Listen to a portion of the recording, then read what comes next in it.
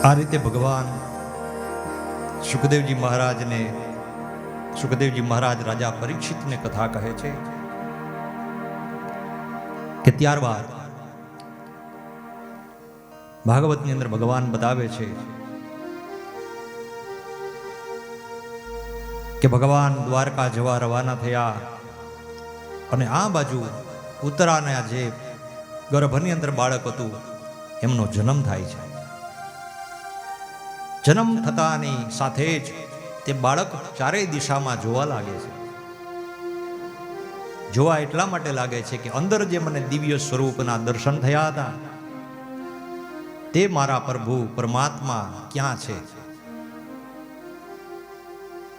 એટલે એનું નામ પાડ્યું પરીક્ષિત.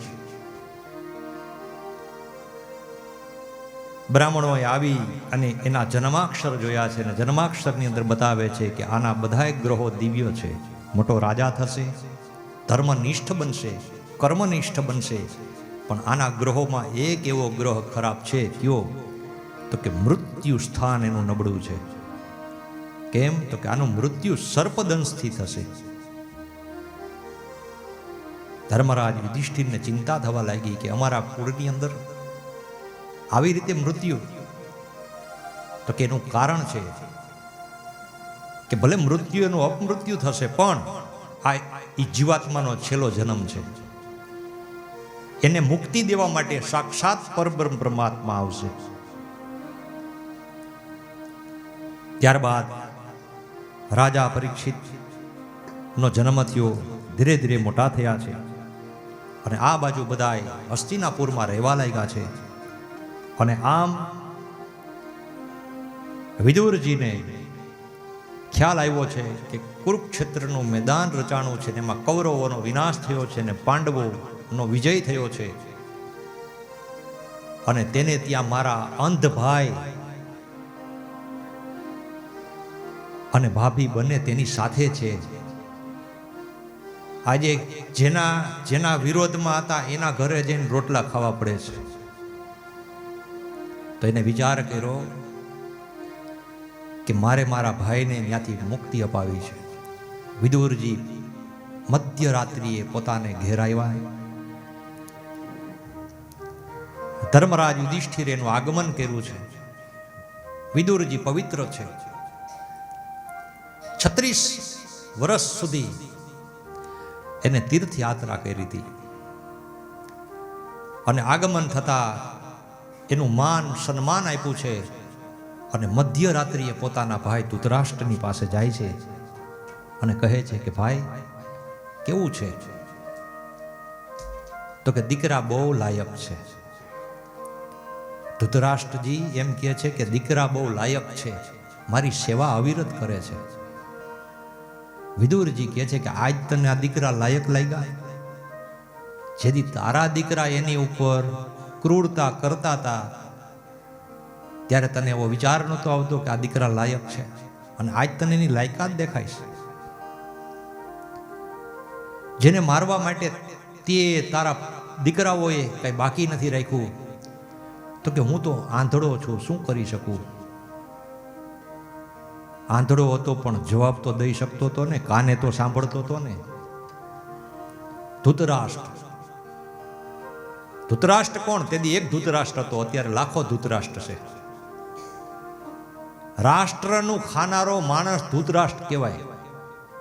ગરીબોનું ખાનારો માણસ ધૃતરાષ્ટ્ર કહેવાય. મંદિરોનું, ગાયોનું, ગૌશાળાઓનું ખાનારો માણસ ધૃતરાષ્ટ્ર કહેવાય. આંખું હોવા છતાં આંધળો હોય અને પાપ થતું હોય ને એનો ભાગીદાર બને એને ધૃતરાષ્ટ્ર કહેવાય. તેથી એક ધૃતરાષ્ટ્ર હતો, અત્યારે લાખો ધૃતરાષ્ટ્ર છે. આમ ધૃતરાષ્ટ્રને કહે છે કે હવે તમે અહીંયા રહ્યો એ યોગ્ય ન લાગે, એના કરતાં હાલો, હવે સમય પૂરો થાય છે, અંત સમયે ભગવાન આપણને ધક્કો મારશે તમને, એના કરતાં સ્વૈચ્છિક આપણે તીર્થમાં વયા જાય. રાત્રિનો સમય હતો. મધ્યરાત્રિએ પોતાના ભાઈ અંધને અને ગાંધારીને લઈ અને સપ્ત સ્તોત્ર તરફ વિદુરજીએ પ્રયાણ કર્યું. સવાર પડ્યા, ધર્મરાજ યુધિષ્ઠિરને ખબર પડી કે કાકા નથી, કાકી નથી, ક્યાં ગયા? સૈનિકોને રવાના કર્યા કે જાઓ, મારા કાકા અને કાકી દેખાતા નથી ક્યાંય, બધે તપાસ કરો, ક્યાંય મળતા નથી. એટલામાં ત્યાં નારદજી આવીને કીધું એ કે કાકા કાકી જ્યાં જવાના હતા ત્યાં ગયા છે. હમણાં 6 માસ પછી અહીંયા કલિયુગની શરૂઆત થવાની છે. હવે એને એનું વિચારી લીધું, તમે તમારું વિચારો. 5 ભાઈઓ, એમાં એક અર્જુનજી તો એની ભેગા હતા, ભગવાન ઠાકોરજી ભેગા દ્વારકા.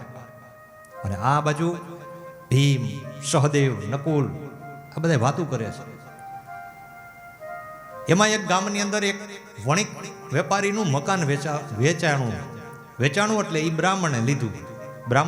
એટલે બ્રાહ્મણે મકાનને પાડ્યું એટલે અંદરથી સોનાનો ઘડો નીકળ્યો ને એટલે એને એ મકાન માલિકને દેવા ગયો. એ કે આ મકાન મેં તમારી પાસે લીધું ને, એમાંથી ઘડો નીકળ્યો છે. આ ઘડો મારો નથી, મકાન મારું છે. મેં મકાન લીધું છે, પણ આ તો તમારું કહેવાય. પાછો દેવા ગયો એટલે ઓલા વણિક વેપારી એમ કીધું કે નહીં, મેં તો મકાન વેચી નાખ્યું છે તમને, હવે એ તમે પાડો ને એમાંથી જે કાંઈ નીકળે એ મારું ન કહેવાય, તમારું કહેવાય. આવું હતું રાજ્ય ધર્મનિષ્ઠ. ધર્મરાજાના રાજ્યની અંદર ધર્મનિષ્ઠ રાજા હતો એટલે પ્રજા ધર્મનિષ્ઠ હતી. આની અંદર બધું બતાવે છે ભાગવતની અંદર. રાજનીતિ કેવી રીતે કરવી, ઘર કેવી રીતે હલાવવું, શત્રુની હારે કેવો વ્યવહાર રાખવો, સાધુ સંત દેવ ગુરુ બ્રાહ્મણ મિત્ર માતા પિતા કેની હારે કેમ જીવન જીવવું ની ભાગવત બતાવે છે. તો રાજા ધર્મનિષ્ઠ હોય તો પ્રજા ધર્મનિષ્ઠ હોય. હવે રાજા જ ભ્રષ્ટ હોય તો પ્રજા પણ ભ્રષ્ટ જ બને. અનીતિનું ભેગું કરવું છે બધાને, એટલે પ્રજા પણ એવી જ બને. આ રાજા ધર્મનિષ્ઠ હતા એટલે એની પ્રજા એવી હતી, કોઈ ઈ સોના મોર લેવા તૈયાર ન થયું. હવે એ જ વાતને 6 મહિના વીતી ગયા ને એટલે કલિયુગે પ્રવેશ કર્યો. એટલે ઓલા વણિકે એ બ્રાહ્મણની પાસે જઈને એમ કીધું કે મેં તમને ઓલું મકાન વેચ્યું હતું, એમાંથી જે ઘડો નીકળ્યો તો એ ક્યાં? કલિયુગે પ્રવેશ કર્યો તરત જ. એટલે કે એ મકાનમાંથી નીકળ્યું એટલે કે મેં પાડ્યું હતું એ મારું જ કહેવાય. કોની એ બુદ્ધિ ફરી? બંનેની બુદ્ધિ ફરી જાય. આ કલિયુગ પ્રવેશ કરે એટલે બુદ્ધિ ફરે. એમાં ભીમસેન આટા મારે છે ને, આટા મારે ને એક લુહારની દુકાને એક યંત્ર બનતું જોયું. એટલે એને પૂછ્યું લુહારને કે આ શું છે? તો કે આ તાળું છે. કે તાળું એટલે? તો કે હવે કે દરવાજે તાળા મારવા પડશે નકર ચોર્યું થાય. ભીમે વિચાર કર્યો કે અમારા રાજ્યની અંદર કોઈને તાળા ન હોય. એ આવું બધું દ્રશ્ય જોઈને ધર્મરાજ યુધિષ્ઠિરની પાસે આવીને કહે છે કે ભાઈ, હવે મને એમ લાગે છે કે આપણા રાજ્યમાં કાંઈક કલેશ ઉત્પન્ન થયો છે. કેમ? તો કે ઓલા બંને મકાન લીધા એ ઝઘડો કરે છે. એક યંત્ર મેં જોયું એ કે હવે દિલ્હીએ યંત્ર મારવું જોશે અને તાળા મારશે, ચોર્યું થશે, આવું બધું થશે. એટલું વાત કરે છે ને બંને ભાઈઓ. ત્યાં અર્જુન આવે છે. અર્જુનનું આગમન થયું. હવે અર્જુનનું મોઢું જોઈને તો નિસ્તેજ, એના મોઢા ઉપર ક્યાંય તેજ નથી. ધર્મરાજ યુધિષ્ઠિરને પૂછે છે કે ભાઈ, આ તારા મોખ ઉપરનું તેજ ગયું ક્યાં? તું હાલતો હોય તો ધરતી ધ્રુજતી હોય, એની બદલે તું જ આવ નિર્માલ્ય જેવો અને નિસ્તેજ બની ગયો. તારા મુખ ઉપર ઉદાસીનતા, આ શેની છે? પ્રભુ શેની વાત કરવી? કે ભાઈ, તો કે કઈ વાત? તો કે મારી અંદર જે કાંઈ તેજ હતું નહીં, મારું નહોતું, મારા દ્વારકા નાથનું હતું. આજ મને હવે યાદ આવે છે કે કુરુક્ષેત્રના મેદાનની અંદર આટલા બધા સૈનિકોને માર્યા, આટલા બધા વીર પુરુષોને મેં માર્યા ને, એ મારી સત્તા નહોતી પણ મારા નાથની હતી. આજ પ્રભુ આપણને છોડીને સ્વધામ ગમન કરી ગયા છે. આજ હું રસ્તામાં આવતો તો દ્વારકાથી હસ્તિનાપુર, એમાં મને કાબા લોકોએ લૂંટી લીધો કે એ જ અર્જુન છું હું ને એ જ ગાંડીવ મારું અને એ જ તીર અને એ જ શક્તિ, તોય હું લૂંટાઈ ગયો અને આયકણે અક્ષોહિણી સેનાની સામે હું એકલો ઊભો હતો. પણ એ મારી તાકાત નહોતી, મારા પ્રભુની તાકાત હતી. ભગવાન સ્વધામ ગમનના સમાચાર સાંભળી ધર્મરાજ યુધિષ્ઠિરે નક્કી કર્યું કે હવે આપણે અહીં રહેવાય નહીં. હવે આપણે ક્યાં જવું? તો કે હિમાલય તરફ પ્રયાણ કરો. 5 ભાઈઓએ નક્કી કર્યું. રાજા પરીક્ષિતને રાજગાદી ઉપર બિરાજમાન કરી અને પોતે હિમાલય તરફ 5 પાંડવો અને 6ઠા દ્રૌપદી હિમાલય તરફ જાય છે. પ્રથમ દ્રૌપદીનો દેહનો ત્યાગ થાય છે, પછી સહદેવ, નકુલ, અર્જુન અને અંતે વધે છે ધર્મનિષ્ઠ ધર્મરાજા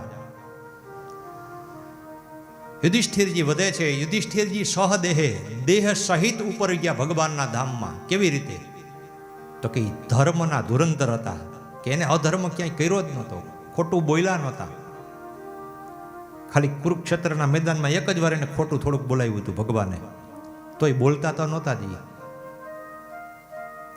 એ કે અશ્વત્થામાં મરાણો. હવે અશ્વત્થામાં ઓલો નહીં, હાથી. એ કે તમારે ધીરેકથી બોલો, નરવા કુંજરવા. એ કે હું ખોટું નહીં બોલું. એ કે તો જ એના પિતાજી મરશે, નકર આ મરશે નહીં. તો એને મારવા માટે ભગવાને એની પાસે ખોટું બોલાવ્યું.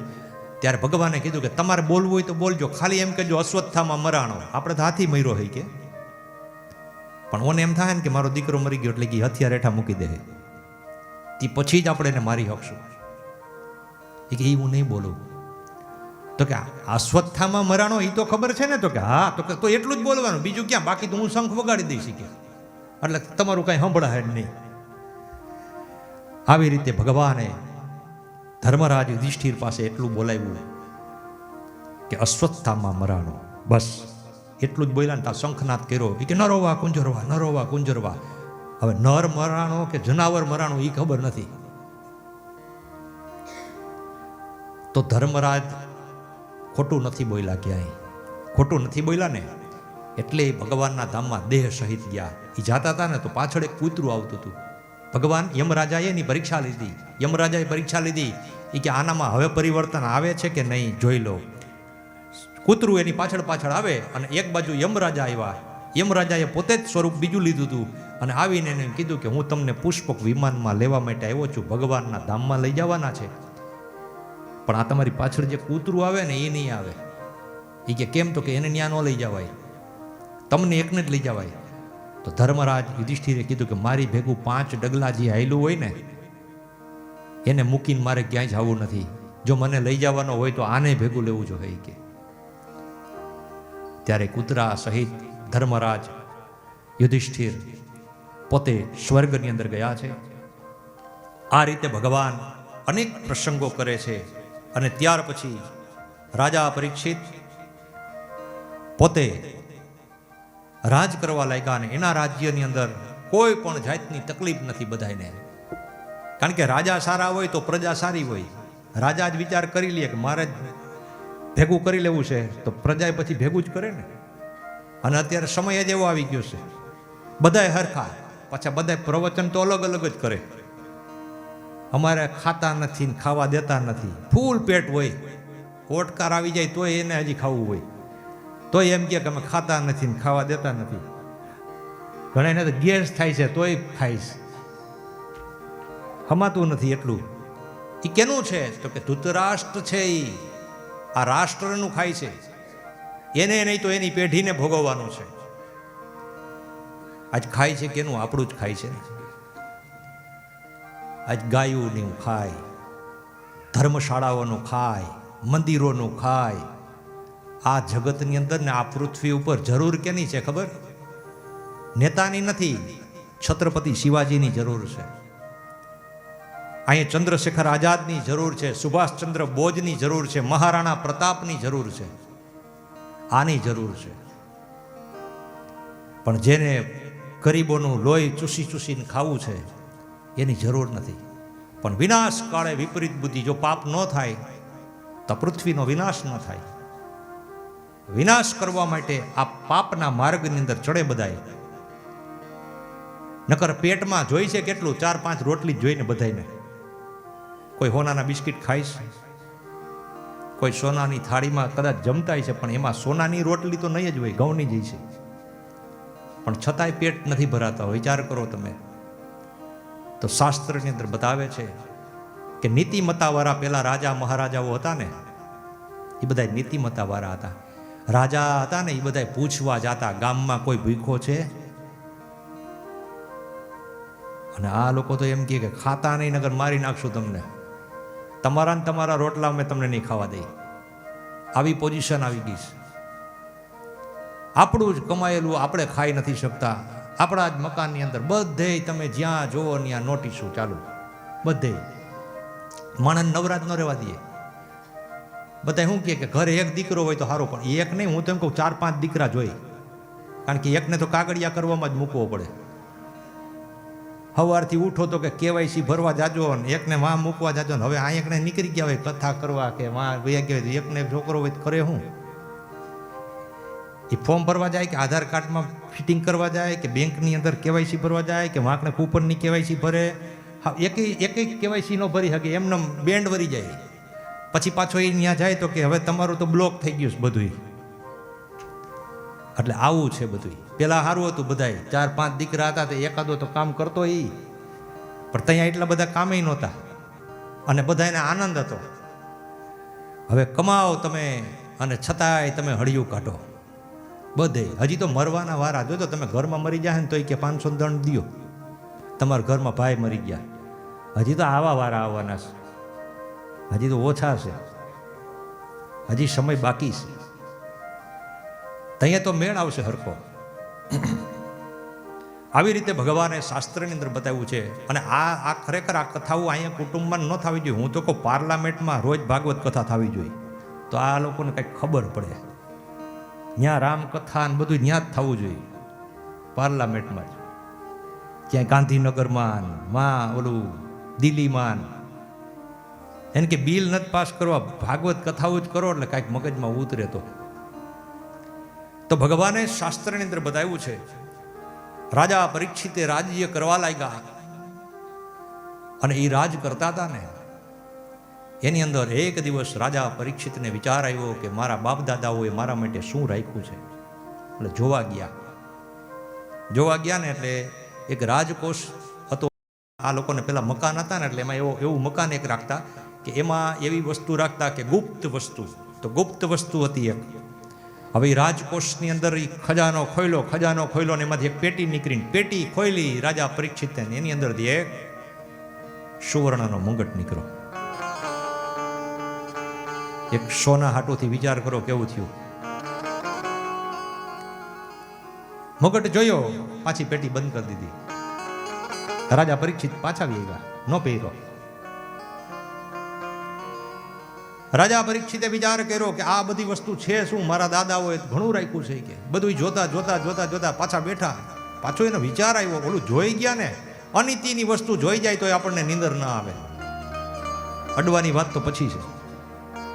હવે જોઈ ગયા.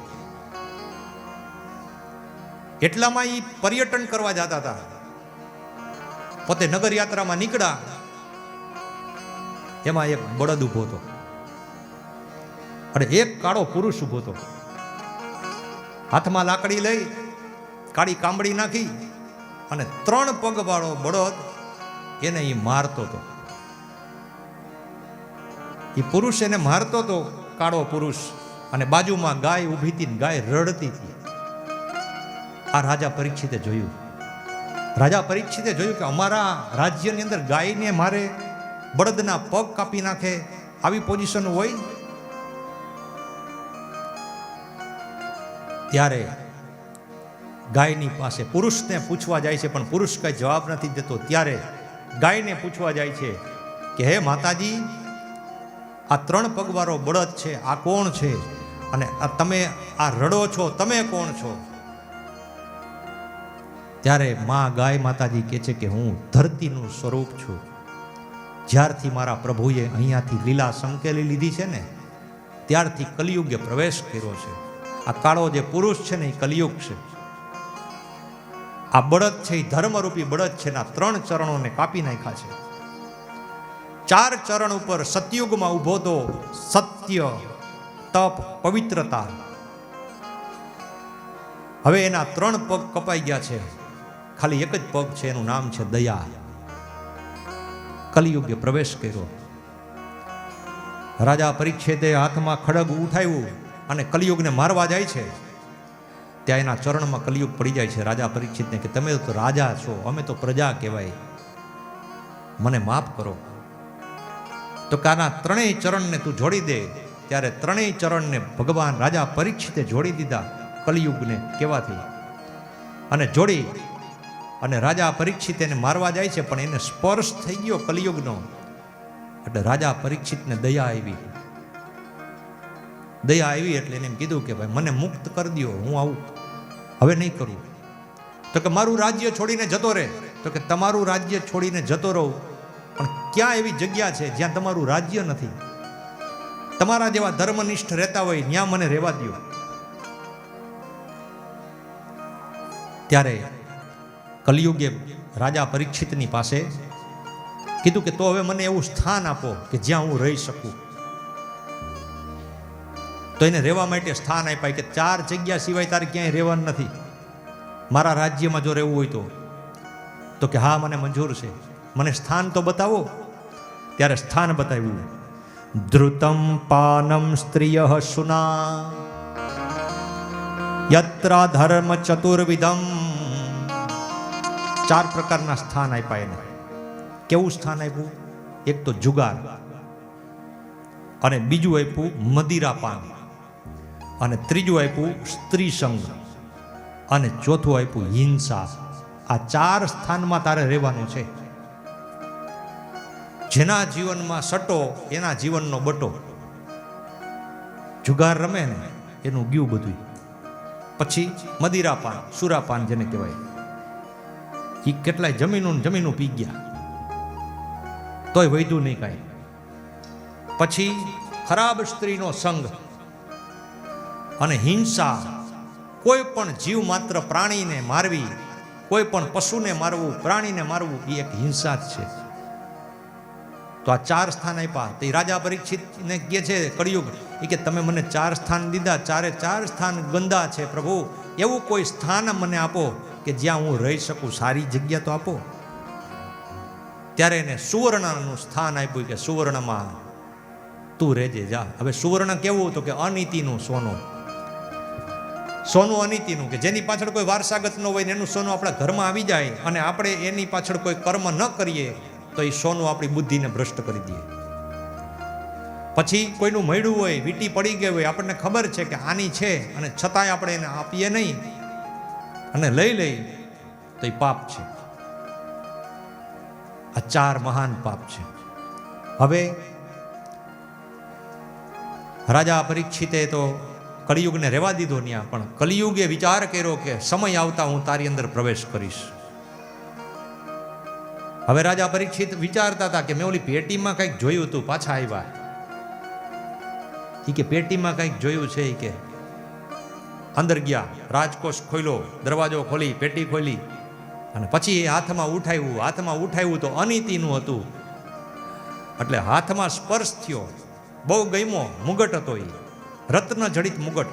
માથે ધારણ કર્યો. બુદ્ધિ ઉપર વિકાર પ્રગટ થયો, બુદ્ધિ વિનાશ થઈ ગઈ. જે સારી વિચારધારા હતી એ બદલી અને ખરાબ વિચારધારા ઉત્પન્ન થઈ. હવે એ રાજા પરીક્ષિતે ક્યારેય કીડી પણ મારી નહોતી.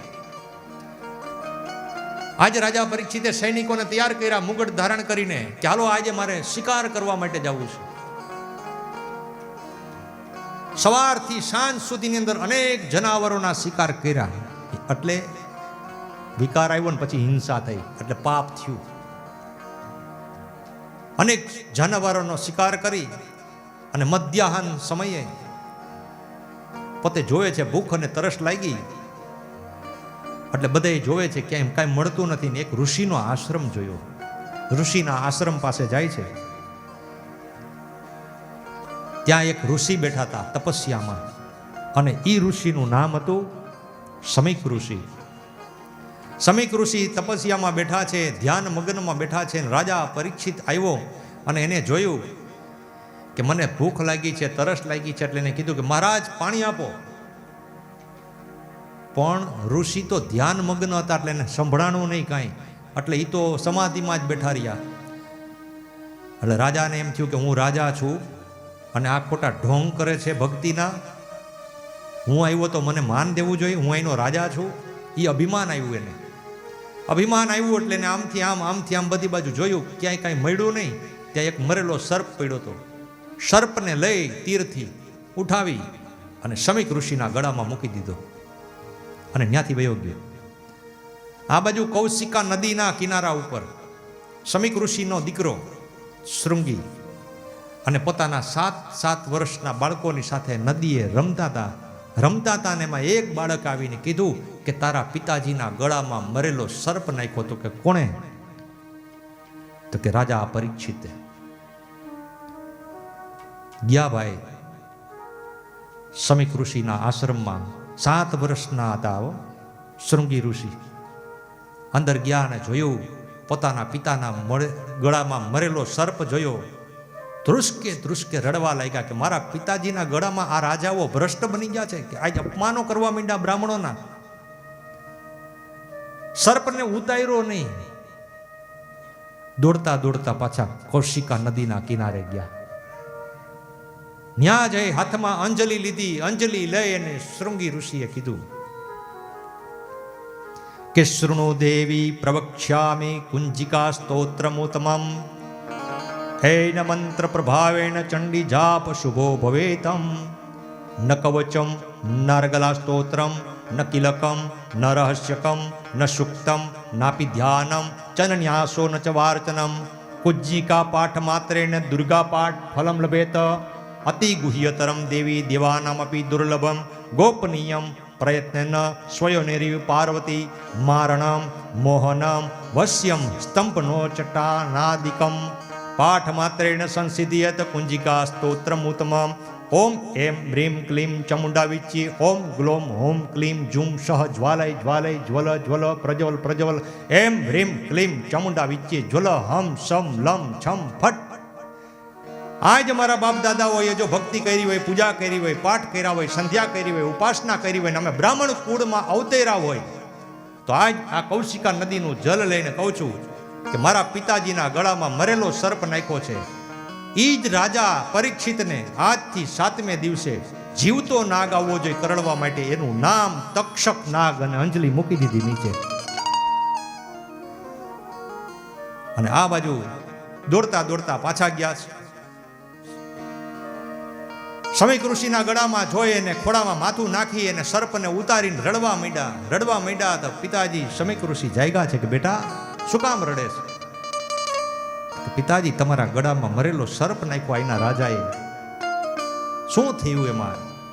બ્રાહ્મણ હોય ને એને માન અપમાનનું કાંઈ ન હોય. કે ભલે ને અપમાન કર્યું એમાં શું વાંધો? તો કે નહીં પિતાજી મેં એને શ્રાપ આપી દીધો. તો કે કેમ? તો કે મેં એને શ્રાપ આપ્યો. તો કે કેને? તો કે રાજા પરીક્ષિતને. અરે બેટા રાજા પરીક્ષિત જેવો તો કોઈ રાજા નથી થયો. તેને શ્રાપ આપ્યો? કેવો શ્રાપ આપ્યો? તો કે આજથી 7મે દિવસે ને તક્ષક નાગ જાહે કરડવા માટે. શમીક ઋષિને આનંદ નો થયો કે મારો દીકરાએ શ્રાપ આપ્યો. એટલે એમ ન કીધું, શાબાશી ન આપી, પણ એને એના દીકરાને કીધું કે બેટા આ કામ આપણે ન કરાય. આ બાજુ રાજા પરીક્ષિત આવ્યા ઘરે, મુગટ ઉતાર્યો. એને ખ્યાલ આવ્યો કે મારાથી કંઈક પાપ થઈ ગયું છે. પાપ થઈ ગયું એટલે એને વિચાર કર્યો. એટલે મુગટને નીચે મૂક્યો અને વિચાર કર્યો કે મેં આજે ઋષિનું અપમાન કર્યું છે, અનેક જાનવરોનો શિકાર કર્યો છે, તો એના માટે શું કરવું? તો કે આજ પાપ થઈ ગયું છે ને એટલા માટે હવે હું આજે ઉપવાસ કરીશ, અનાજ નહીં નાખું. આ દેહથી પાપ થયા છે તો આ દેહને જ હું સજા આપીશ. એટલે એને કીધું ઉપવાસ કરીશ. હવે એને ઉપવાસ કેવો કર્યો? તો કે નિર્જળા, મોઢામાં પાણી પણ નહીં. આવો ઉપવાસ નક્કી કર્યો. હજી તો એ વિચારે છે કે હું આજથી ઉપવાસ કરીશ.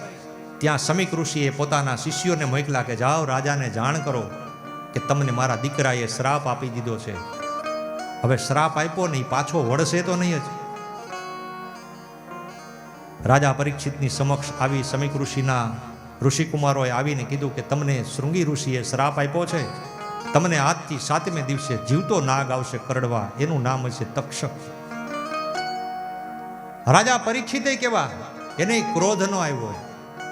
એને વિચાર કર્યો કે હું આ મોહ માયામાં લપેટાયેલો હતો, આ રાજપાટમાં ભગવાનનું નામ નહોતો લઈ શકતો, ભગવાને મારી ઉપર કૃપા કરીશ. હવે હું ભગવાનનું ભજન કરીશ. હવે મારી પાસે ટાઈમ નથી, 7 જ દિવસ છે. એટલે તાત્કાલિક એ જ સેકન્ડની અંદર પોતાના રાજના જે કપડા હોય ને એ ઉતારી દીધા અને વલ્કલ વસ્ત્ર ધારણ કરી લીધા. ત્યાંથી રથ કે ઘોડા ન લીધા, પણ પદયાત્રાએ પોતે ગંગાના કિનારા સુધી પહોંચ્યા છે. કે હવે હું મારી ગંગા મૈયા પાસે જઈ અને ત્યાં હું ભગવાનનું ભજન કરીશ અને કોઈ સંતોને, ઋષિમુનિઓને બધાને પૂછીશ કે 7 દિવસમાં મુક્તિ મળે એવો કોઈ માર્ગ બતાવો. આ બાજુ રાજા પરીક્ષિત રાજર્ષિમાંથી દેવર્ષિ બની ગંગા કિનારે આવી અને બધા ઋષિમુનિઓ બેઠા છે. 88,000 ઋષિમુનિઓ બેઠા હતા. એમાંથી બધાને પૂછ્યું કે 7 દિવસમાં મુક્તિ મળે એવો કોઈ માર્ગ બતાવો. કોઈ ઋષિ એને કહેવા માટે તૈયાર નથી. એ ઋષિની સભાની અંદર વેદવ્યાસજી પણ છે. વેદવ્યાસજી પાસે જવાબ નથી. રાજા પરીક્ષિતે વિચાર કર્યો કે હું અધર્મી છું, પાપી છું, આ લોકો સમર્થ છે, છતાંય મને કોઈ માર્ગ બતાવવા તૈયાર નથી. મેં પાપ કર્યા છે એટલે. પણ જે પ્રભુએ મારી રક્ષા કરી હતી ઉદરમાં, એ જ મારી રક્ષા અંત સમયે કરવા આવશે. જો રાજા પરીક્ષિતનું મૃત્યુ કેવી રીતે હતું? તો કે બ્રાહ્મણ દ્વારા. પેલા જ્યારે માના ગર્ભમાં હતા ને ત્યારે અશ્વત્થામા નામના બ્રાહ્મણે બ્રહ્માસ્ત્ર છોડ્યું હતું. એ હતા બ્રાહ્મણ. એ કે ગર્ભમાં જ આને મારી નાખો. વિચાર કરો તમે, શસ્ત્ર છોડ્યું, શસ્ત્રથી ન મર્યા રાજા પરીક્ષિત. પછી બીજી વખત આ શૃંગી નામના બ્રાહ્મણે બીજું શસ્ત્ર છોડ્યું. કેવું? તો કે શબ્દ દ્વારા. જે શસ્ત્રથી નથી મર્યા એ આજ શબ્દથી મરશે. જીવનની અંદર બ્રાહ્મણનો દ્વેષ કરવો અને બ્રાહ્મણનો તિરસ્કાર કરવો, બ્રાહ્મણ બોલી ન હોગે, ફૂગી ન હોગે, એટલે એ અંતરાત્માથી ભગવાનને વાત કરે કે હે પ્રભુ, અમે આને પૂગી તો નથી શકતા, પણ એને તું લેખા જોખા લેજે, એટલે વિનાશ થઈ જાય આપણો. જીવનની અંદર બ્રાહ્મણને કોઈ દિવસ હેરાન ન કરવા. શૃંગી ઋષિના શ્રાપથી ગંગાના કિનારે બેસી અને ભગવાન રાજા પરીક્ષિત ભગવાનનું નામનું જપ કરે છે. એમાં ત્યાં આગમન થયું. કેનું? તો કે સુખદેવજી મહારાજનું. બોલીએ શ્રી સુખદેવજી મહારાજ કી જય.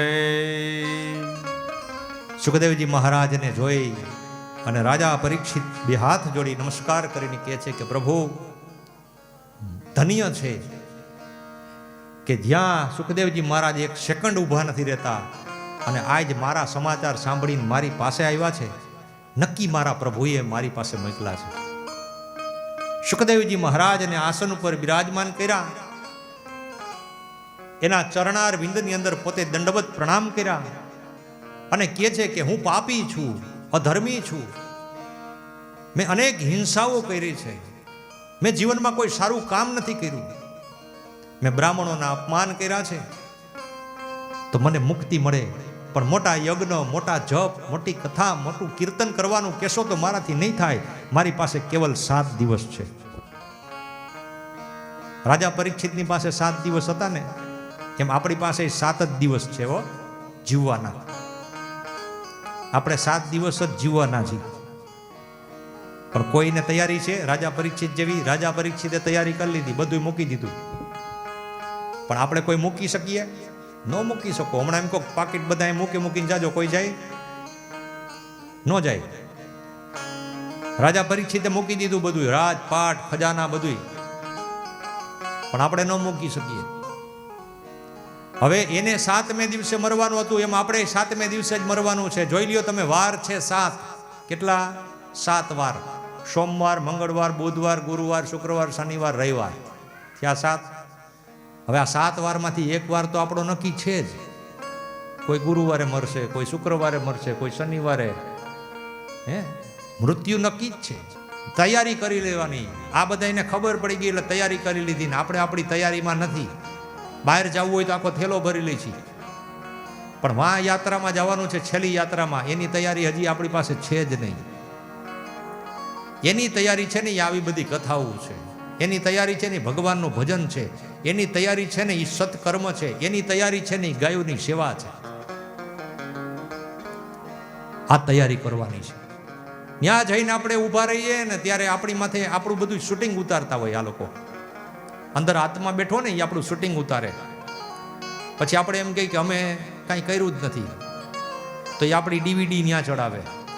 એ કે તમારી પેન ડ્રાઈવ ભેગી જ છે, ત્યાં ટીવીમાં ચડાવે. આપણી પાસે તો આવડું ટીવી છે, એની પાસે તો મોટું ટીવી છે. ત્યાં ચડાવીને બતાવે આપણને કે આ જો તું જ છો ને કે બીજો કોઈ. હવે આપણે કેમ ના પાડવી, આપણે હોય તોય હે. એ તો અહીંયા આપણે એમ કહી કે એ તો ઓલું કેપ્ચરિંગ કરીને તમે ફિટિંગ કર્યું છે, પણ ત્યાં ન હાલે. ઓરિજિનલ વસ્તુ છે ત્યાં બધી. તો ભગવાને આપણને અહીં મોકલા છે, એ કર્મો કરવા માટે મોકલા છે. આજ આપણું જીવનની અંદર આપણી જિંદગીની આયુષ્ય ક્યારે પૂરી થઈ જાય આપણને ખબર છે? નથી ખબર. હે, આપણું બચપન હોય, નાનપણ, એ વયું જાય. એ કોઈને યાદ છે કે વયું ગયું? કોઈને યાદ નથી. કોઈ પણ વૃદ્ધ માણસને તમે પૂછો કે તમારું બચપન હતું, નાનપણ, એ કેદી ગયું, કઈ સાલમાં ગયું, કઈ તારીખે ગયું, કઈ વારે ગયું અને કયા મહિનામાં ગયું, એ કોઈને ખબર જ નથી. એમ પાછી યુવાની કેદી વહી જાય એ ખબર નથી, અને વૃદ્ધ અવસ્થા આવી જાય એ ખબર નથી. હજી આપણને એમ થાય કે હજી આપણે જુવાન જ છીએ. પણ હા, સંભળાતા બંધ થઈ જાય ને કોક આપણને એમ કે હવે તમને ન ખબર પડે, ત્યાં આપણને ખબર પડે કે હવે ગઈઢા થયા આપણે, કે હવે આ લોકોને ખબર પડે છે, આપણને નથી પડતી. પણ માણસ સ્વીકારવા તૈયાર જ નથી કે હું ગરઢો થઈ ગયો. હવે તો ઈ સ્વીકારતા શીખી જાઓ. આ ભાગવત એમ કે છે કે સ્વીકારો કે હવે આપણી અહીંયા કોઈ સત્તા નથી, આપણું અહીંયા કાંઈ કામ નથી. આપણે શું કરવાનું છે? તો કે આ રંગમંચ ઉપર જે પાત્ર ભજવવા મૂક્યા છે ને, એ પાત્ર ભજવવા આવ્યા છે. કેવું પાત્ર છે? ક્યારેક આપણું સંતાન તરીકે પાત્ર હોય, દીકરાનું પાત્ર હોય, દીકરીનું પાત્ર હોય. એથી થોડાક મોટા થાવ એટલે મિત્રનું પાત્ર આવે. એથી થોડાક મોટા થાવ એટલે પતિનું અથવા પત્નીનું પાત્ર આવે. એથી નહીં થોડાક મોટા થાવ એટલે માતાનું અથવા પિતાનું પાત્ર આવે. એથી નહીં થોડાક મોટા થાવ એટલે દાદાનું કે દાદીનું પાત્ર આવે. સાસુનું કા સસરાનું પાત્ર આવે. એથી ને થોડાક મોટા થાવ એટલે કે પરદાદા છે અમારા, એનું પાત્ર આવે. આ પાત્ર ભજવવા આવ્યા છીએ આપણે, બરોબર? એકનું એક પાત્ર રહેતું જ નથી. આ પિક્ચરની અંદર બધા હોય, સિનેમાની અંદર શૂટિંગમાં ઉતર્યા હોય બધા, એ લોકો એમ સમજી લે કે આ અમે આવા જ છીએ. ન સમજે, એને ખબર જ હોય કે પાત્ર ભજવવાનું છે. પછી તો પાછા જે રીતના જીવન જીવતા હોય એમ જીવે. એમ આપણે પાત્ર ભજવવા આવ્યા. હવે મૂવી સારું પિક્ચર બને અને બને એટલે બધા જોવા જાય એટલે એમાં કલાકારે સારું પાત્ર ભજવું હોય ને, તો બધા એને શું કહે કે આ સુપરસ્ટાર હીરો છે કે સુપરસ્ટાર હિરોઈન છે, અને પાત્ર સારું ભજવું, મૂવી સારું બનાવ્યું. હવે આપણે આમાં પાત્ર ભજવીએ છીએ, એ સુપરસ્ટાર તરીકે કેવી રીતે ખબર પડે કે આપણે જે દિવસે ગુજરી જાય, આપણે દેહનો ત્યાગ કરી દઈ અને તેથી કોક બજારની અંદર કે બાયણે કે વાડીમાં કોઈ બેઠું હોય ને એને ખબર પડે કે ઓલા ભાઈ ગુજરી ગયા છે ને, 1000 કામ પડતા મૂકીને શમશાન યાત્રામાં જોડાય ને, ત્યાં સમજવાનું કે આ કોક સુપરસ્ટાર ગયો સાહેબ છે. એ પાત્ર ભજવાનું છે. એવું પાત્ર ભજવું. પાત્રને ભજવાય, લજવાય નહીં. એક ઓલો ભીખુદાનભાઈ ગઢવી કે છે ને કે એકવાર ઓલા ભાવનગરની અંદર કે કંઈક શેનું બોલે તો છે, રાજા ભરથરી. હા, રાજા ભરથરીનું પાત્ર ભજવતા હતા કે એક ભાઈ, અને રાજા ભરથરીનું પાત્ર ભજવતા હતા ને કે હું 92 લાખ માળવાનો ધણી રાજા ભરથરી. એમાં કે નીચે કોક બેઠા હતા ને એને હોનાની વીંટીનો ઘા કર્યો. કે વાહ ભાઈ વાહ, તારું પાત્ર સારું. તો એને પગેથી પાછી વીંટીનો ઘા કર્યો. એ કે હું તમારી કે આ બક્ષિસ ન લઉં. તો કે કેમ? હવે તારે સવારના પરમાં શાકભાજીની રેકડી કાઢવી છે. એ કે આ તો તું ખાલી નાટકમાં રહ્યો છો એટલે. કે સવારે તો શાકભાજી જ વેચવા નીકળશ ને તું. કે તો કે નહીં, ભલે શાકભાજી વેચતો હોય સવારના પરમાં, પણ અટાણે તો કે હું પાત્ર કેનું ભજવું છું? 92 લાખ માળવાના ધણી રાજા ભરથરીનું. અને જો આ કે તમારી વીંટી લઉં ને તો આને પાત્ર ભજવું ન કહેવાય, અને લઈ જવું કહેવાય. એમ આપણને ભગવાને ઉપરથી મોકલા ને મનુષ્ય બનાવીને, અને મનુષ્ય અવતાર તરીકે જો આપણે જીવન ન જીવીએ ને, આજ જુઓ તમે, કૂતરું હોય એને કોઈ એમ કે કૂતરો થાય એમ કીધું કોઈ દી? હે, બળદ હોય એને કોઈ દી એમ કે બળદ જેવો થા? ગાય હોય એને કે ગાય થા? આપણને એકને જ કહેવું પડે કે માણસ થા, તો એનો મતલબ એ થયો કે આપણે માણસ નથી, માણસ જેવા થતા જ નથી. એટલે આપણને કોક કહે કે માણસ જેવો થા. સિંહને નથી કહેવું પડતું, હાથીને નથી કહેવું પડતું, એ બધા એની રીતે જ છે. એ જેમ એને જીવવાનું છે એમ જ જીવે છે. એક આપણે જ એવા છીએ કે માણસ નથી થતા, માણસ જેવું થવું પડે. અને માણસ જેવું થવું પડે તો રામચરિત માનસ વાંચવું પડે, રામજીની વાત વાંચો અને રામચંદ્રજી ભગવાનનું જીવન સાંભળો તો ખબર પડે કે માણસ કેને કહેવાય. આ તો થોડાક દી થાય તો બધું ફેરવી નાખે. ભગવાનને માનતા હોય, ગુરુને માનતા હોય, કોઈ મંદિરને માનતા હોય, કોઈ દેવને માનતા હોય, થોડાક દી કાંઈક આટી ખૂટી પડે ને તા તો બધું કંઠી બદલાવી નાખે. કે હવે અમે ગુરુ બદલાવ્યા લે, એ કે કાં તો કે હવે પીળીમાંથી લીલી કરીશ કંઠી. એ કે વાં બરોબર નહોતું, કંઠી બદલાવે. એ કંઠી બદલાવાની જરૂર નથી, અંદરની ગ્રંથિ બદલાવો. ખોટી ગ્રંથિ જે ગરી ગઈ છે ને એ બદલાવો. પછી લીલીમાંથી થોડાક દી ન્યાય મજા ન આવે તો કે હવે કાળી દોરી નાખીશ ડોકમાં. એ કે હવે કે અમે એ બદલાવ્યા. આવું બધું છે. તો એક ન બદલે કોણ ન બદલે? એક આપણો બાપ ન બદલે, બીજો આપણો ઈષ્ટ ન બદલે, ને ત્રીજા આપણા ગુરુ ન બદલે. આ જીવનમાં ક્યારેય બદલતા નથી. આજ ગુરુ ધારણ કર્યા હોય ને એ પહેલા વિચારી લેવાનું કે અમારા ગુરુ કરવાને લાયક છે કે નહીં. પછી ધારણ કરી લીધા પછી ગમે એવા હોય ને એ ગુરુ જ કહેવાય, પછી બદલે નહીં. અને આ તો જેમ કપડા બદલાવે એમ ગુરુ બદલાવે.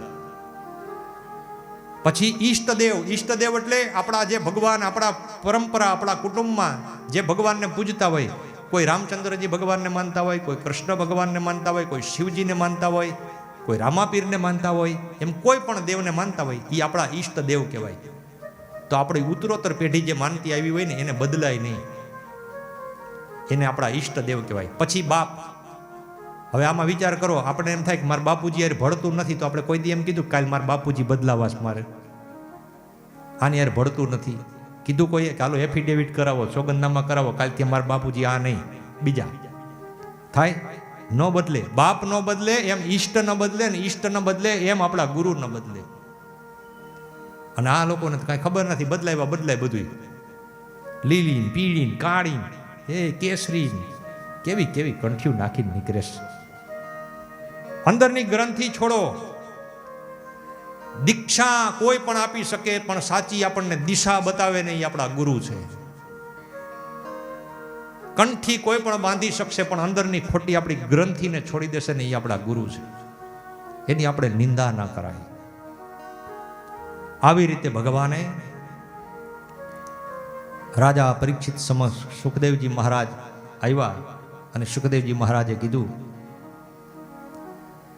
કે રાજા, તું તો પવિત્ર છો, પાંડવોના કુળની અંદર આવેલો, તારી ભેગા તો, તારા દાદાઓ ભેગા તો ભગવાન હતા, તારે મૂંઝાવાની જરૂર નથી, અને તારો ઉદ્ધાર કરવા માટે જ હું અહીંયા આવ્યો છું. સુખદેવજી મહારાજને કહે છે કે તું અધર્મી ભલે, તે પાપ કર્યું એ એક નિમિત્ત છે, કે તારી પાસે મારે આવવાનું નિમિત્ત હતું. હવે તારી જે ઈચ્છા હોય બોલ. ત્યારે રાજા પરીક્ષિત બે હાથ જોડી અને સુખદેવજી મહારાજને પ્રસન્ન કરવા માટે પ્રશ્ન કરે છે. રાજા કહે છે કે હે મહારાજ, મુખની વાણી સાંભળે છે અને ભગવાનને પ્રશ્ન કરે છે. પરીક્ષિત કહે છે કે આ માનવ જીવન ધારણ કર્યા પછી આપણે ભગવાનની પ્રાપ્તિ માટે કયું એવું કર્મ કરવું? ત્યારે રાજા પરીક્ષિતને સુખદેવજી મહારાજ કહે છે, ધન્ય છે કે તું તારા દેહને ટકાવવા માટે નહીં, પણ તારા આત્માના કલ્યાણ માટે. હવે આપણે કોઈ આત્માના કલ્યાણ માટે કોઈ વિચારતું નથી. સુખદેવજી મહારાજ કહે છે, અંતકાળ સુધી ભગવાનનું સ્મરણ ટકી રહે, મૃત્યુ પણ ગભરાય છે તેનાથી, પરંતુ અંતકાળે ભગવાનનું સ્મરણ કોણ કરી શકે? કે જેને આખું જીવન ભગવાનનું નામ લીધું હોય એ કરી શકે. અને આપણે બધા શું કહી કે અમે વૃદ્ધ થાવું ને ત્યાં ભગવાનનું ભજન કરશું. આ વૃદ્ધ થાય ત્યાંની ભજનની વાત જ નથી આવતી આમાં. હવે વૃદ્ધ થાય તે સંભળાતું ન હોય, હવે એને કથામાં બેહાડો તો શું કરે? હાલો, પછી વૃદ્ધ થાય એને તમે એમ કહો કે 108 પ્રદક્ષિણા કરવાની, હવે એના પગ કામ ન કરતા હોય તો એ કેવી રીતે કરે? પછી વૃદ્ધ થાય એને એમ કહો કે ભગવાનના નામની માળા કરો, હવે એની શરીરની કાયા કામ ન કરતી હોય એ માળા કેવી રીતે કરે? આ વૃદ્ધની કથા નથી, આ યુવાનની કથા છે. વૃદ્ધો કથામાં આવી સારું, પણ યુવાનોને ખબર પડવી જોઈએ કે આ કથા આને કહેવાય. કારણ કે જીવનની વ્યથા આવી જાય ને પછી કથા ઉતરે તો એ નકામી છે. હવે અવસ્થા થઈ ગઈ હોય, આ તો બધા શું કહે ખબર? હોવું એમ કે જાઓ ડોહીમાં કથા બેઠી છે, હમણાં હાથથી તમે ત્યાં હચવાવ એટલે અહીંયા હક લેવા દો. ઈ ન્યા નો હાલે એને અહીંયા હલાવે મારો કનૈયો. વિચારો તમે, હે ભગવાન કેવો દયાળુ છે કે ક્યાંય નો હાલે એ ક્યાંય હાલે. તો ભગવાનની કથા એવી છે કા મંદિરે મોકલે ને કા ચોરે મોકલે ને ક્યાંય ને ક્યાંય મોકલી દે કે જાઓ, એટલે કે અમને હક લેવા દો તમે. પણ હું એમ કહું છું કે વૃદ્ધોએ પાછું હક લેવા દેવું જોઈએ. હકીકતમાં જો એ હક લેવા દેતા હોય ને તો ઓલા હાહુ ને વો બે આવે ભેગા.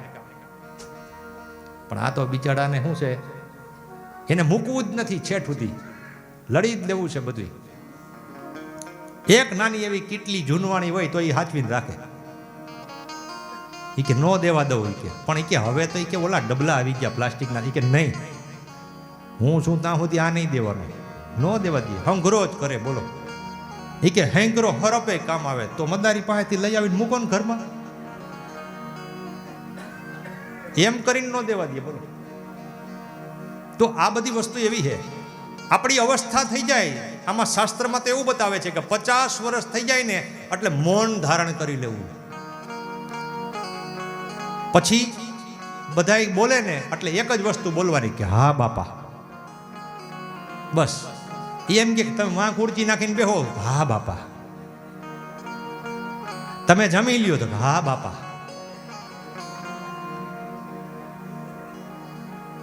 તમે કાલ મહેમાન આવે છે તમે મંદિરે બેસજો, હા બાપા. જો આટલું એક આવડી જાય ને, ખાલી હા બાપા કરતા આવડી જાય ને, તો જીવન તમારું ધન્ય થઈ જાય. પણ એ થાય નહીં એનાથી.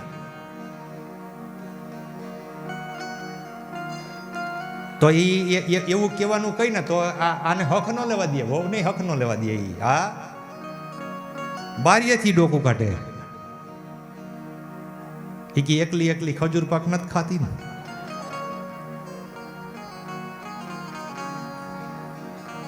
ડબરા ફફોરે.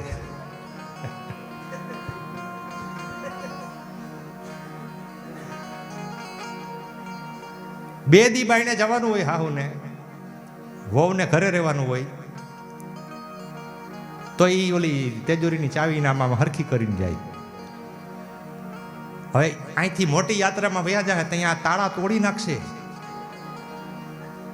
એના કરતા ચાવી દઈને જાવ ને. હવે એમાં કાંઈ ન હોય, પેલો ચૂનવાણી રૂમાલ હોય, સમજ્યા? એમાં બે નાના નાના નાકના દાણા હોય, અને તોય એને એવડા મોટા કબાટમાં મૂક્યા હોય. અને તોય જો ઓલી વહુ ત્યાં હાવેણી લઈને જાય ને તો આ હાવેણો લઈને હામાં જાય. એને હક કહેવાય આપણી ભાષામાં, કે આ હક નો લીએ નો લેવા દઈએ.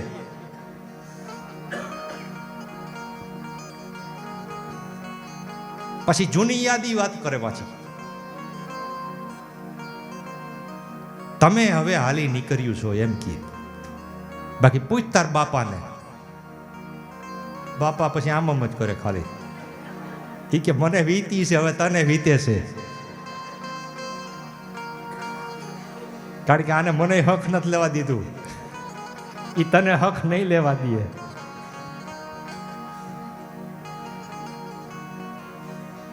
અમે ક્યાંય કુએ પાણી ભરવા જાતી હતી તો હું અટાણે મોકલવીશ પાછી. આમ હક નથી લેવા દેતા બોલો. ઓલીને બિચારીને પાણી નથી જ ભરવા જવું ક્યાંય, આમ ચાપ દબાવે તો પાણી અંદર આવી જાય છે, આમ આવી જાય છે.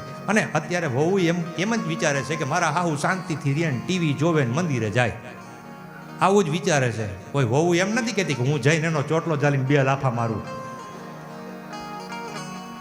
પણ આખા ગામમાં હાહુ જ વગોવે એને કે તમારા દીકરાની વહુ તો બહુ સારી, અમારે તો જને કતળ જોડ આવી છે.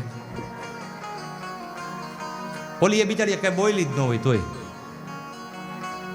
એટલે એને પોતાને પોતાનું સારું નથી લાગતું. આ એનો સ્વભાવ છે. માણસના પ્રાણ અને પ્રકૃતિ બે જો ફેરફાર થઈ જાય ને પ્રકૃતિ, એટલે એમ કે છે શાસ્ત્રમાં કે 50 વર્ષની ઉંમર થાય ને એટલે બધું છોડી દેવું. ખાલી એટલું જ કેવું, હા બાપા બસ.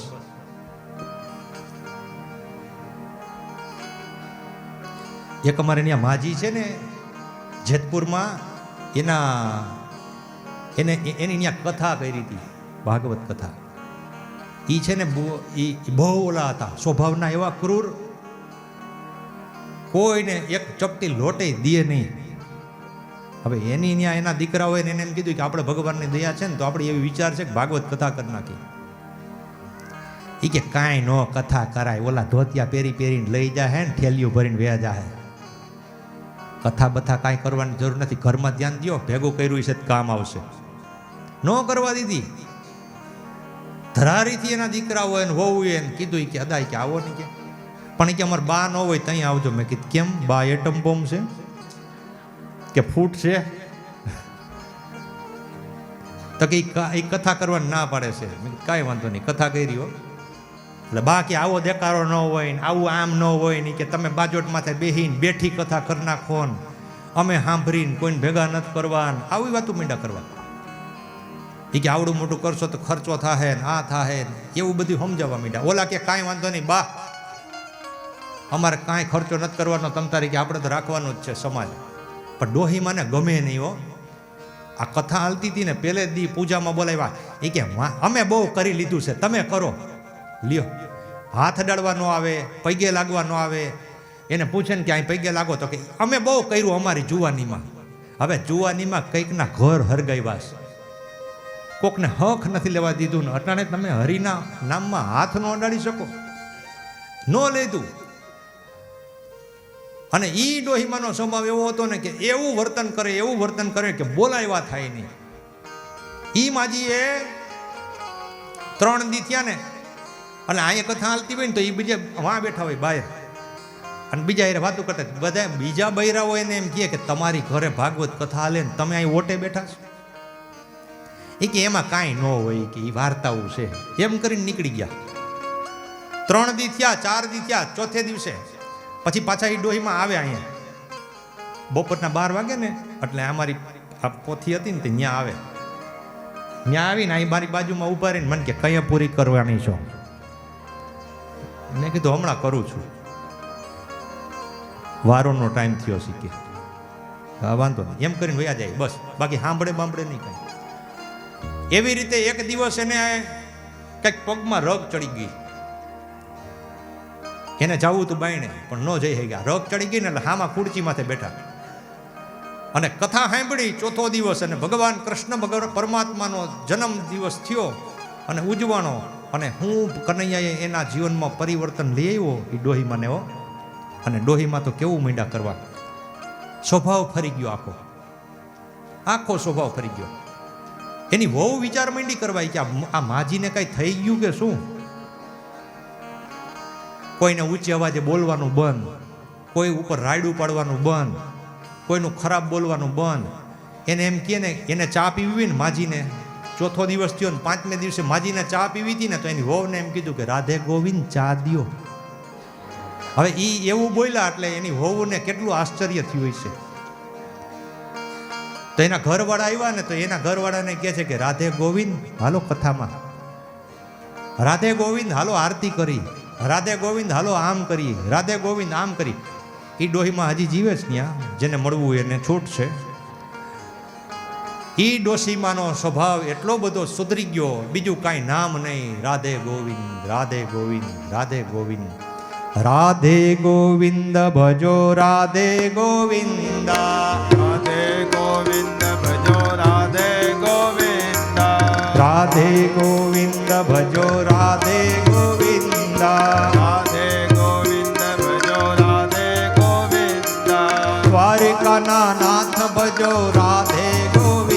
દ્વારિકાના નાથ ભજો રાધે ગોવિંદા. દ્વારિકાના નાથ ભજો રાધે ગોવિંદા. દ્વારિકાના નાથ ભજો રાધે ગોવિંદા.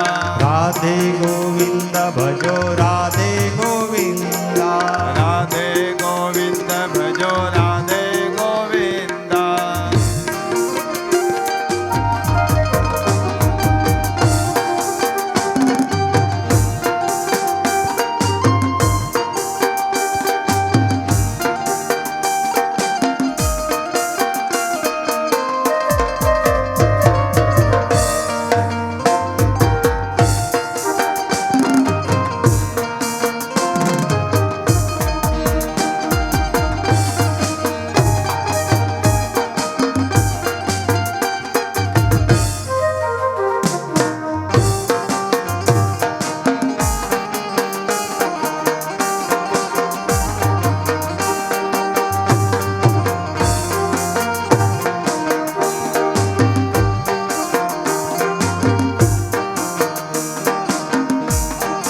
રાધે ગોવિંદ ભજો રાધે ગોવિંદા. રાધે